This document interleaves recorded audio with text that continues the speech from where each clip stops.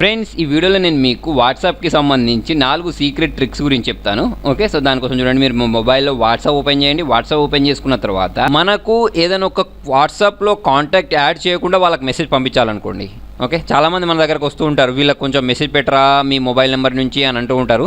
So అప్పుడు మనం ఏం చేయాల్సి వస్తుంది అంటే, వాళ్ళ మొబైల్ నెంబర్ని మన దాంట్లో కాంటాక్ట్లోకి యాడ్ చేసుకొని వాళ్ళకి మెసేజ్ చేయాల్సి ఉంటుంది. దానికోసం మనకు ప్లేస్టోర్లో నెంబర్ ఆఫ్ యాప్స్ దొరుకుతాయి. కాకపోతే మీరు యాప్స్ అవసరం లేకుండా డైరెక్ట్ కూడా మీ కాంటాక్ట్లో వాళ్ళని యాడ్ చేసుకోకుండా నెంబర్ మెసేజ్ చేయొచ్చు అన్నట్టు వాళ్ళకి, అంటే వాళ్ళ నెంబర్కి మెసేజ్ చేయొచ్చు.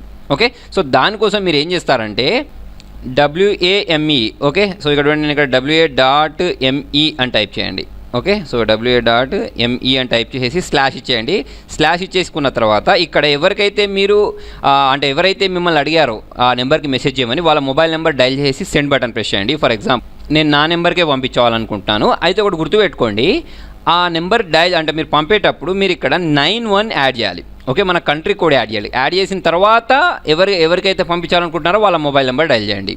ఓకే, ఇలా డైల్ చేసుకున్న తర్వాత సెండ్ చేయండి. ఓకే, సెండ్ చేస్తే చూడండి, ఇది ఒక మీకు హైపర్ లింక్ లాగా మారిపోద్ది.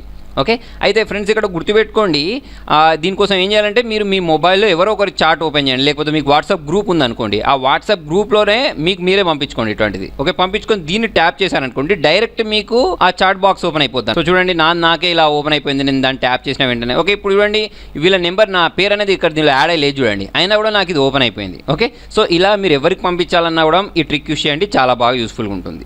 ఓకే, సో తర్వాత వచ్చేసి నెక్స్ట్ ట్రిక్ వచ్చేసి, మీకు చూడండి చాలామంది వాయిస్ మెసేజ్ పంపిస్తూ ఉంటారు.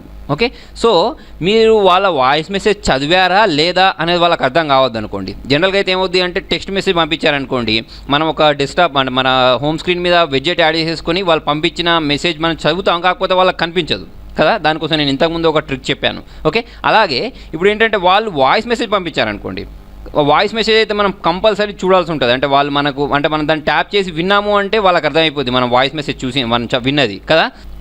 మీరు ఇది ఉంది చూసారా, దీన్ని అంటే ఇప్పుడు మనకి వాయిస్ మెసేజ్ వచ్చింది. ఓకే, సో ఇప్పుడు నేను చదివింది వాళ్ళకి అర్థమైపోద్ది. వాళ్ళకి అర్థం కావద్దు అంటే నేను ఏం చేయొచ్చు అంటే, దీన్ని నేను ఒక గ్రూప్లోకి ఫార్వర్డ్ చేయాలి. ఓకే, దానికోసం మీరు ఒక గ్రూప్ క్రియేట్ చేసుకోండి. ఒక గ్రూప్ క్రియేట్ చేయాలి అంటే ఒక డమ్మీ నెంబర్, అంటే మీ ఫ్రెండ్ నెంబరో ఏదో ఒకటి మీ గ్రూప్లో యాడ్ చేయండి. ఎందుకంటే ఒక గ్రూప్ క్రియేట్ చేయాలంటే ఎవరినో ఒకరిని యాడ్ చేయాలి కదా. ఓకే, తర్వాత వచ్చేసి దీనికి ఏదో ఒక పేరు పెట్టేసేయండి. ఓకే, ఫర్ ఎగ్జాంపుల్ నేను ఇక్కడ శాంపుల్ అని పేరు పెట్టేశాను. ఓకే, శాంపుల్ అని పేరు పెట్టేసుకున్న తర్వాత డన్ బటన్ ప్రెస్ చేస్తే నాకు ఈ ఒక గ్రూప్ అనేది క్రియేట్ అయిపోయింది. తర్వాత మీరు ఎవరినైతే యాడ్ చేసుకున్నారో వాళ్ళను ఈ గ్రూప్లో నుంచి తీసేయండి. ఓకే, సో ఇప్పుడు నేను చూడండి, నా నెంబర్ నేను యాడ్ చేసుకున్నాను కాబట్టి దానిలో నుంచి దీన్ని తీసేస్తాను. దానికోసం సింపుల్గా ఆ నెంబర్ని ఇక్కడ ట్యాప్ చేసేసుకొని రిమూవ్ అని ఇచ్చేసి ఓకే బటన్ ట్యాప్ చేస్తే ఆ గ్రూప్లో నుంచి వాళ్ళు వెళ్ళిపోతారు. ఇప్పుడు ఈ గ్రూప్లో నేను ఒక్కడే ఉంటాను, అంతే కదా.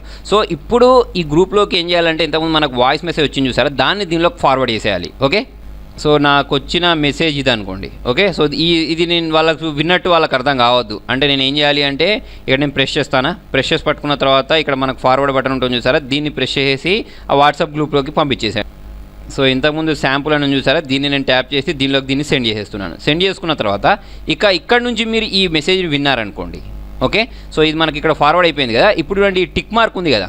ఓకే, సో ఈ టిక్ మార్క్ ఎప్పుడు పనిచేస్తుంది అంటే, మనం ఇక్కడ దీన్ని ప్లే చేసిన వెంటనే వాళ్ళకి అర్థమైపోతుంది కదా. కాకపోతే ఇక్కడ నేను ఫార్వర్డ్ చేసుకున్నాను కాబట్టి వాళ్ళకి ఇది అర్థం కాదు నేను ఈ మెసేజ్ విన్నానా లేదా అనేది. ఓకే, సో కావాలంటే ఒకసారి ట్రై చేసి చూడండి, మంచి ట్రిక్.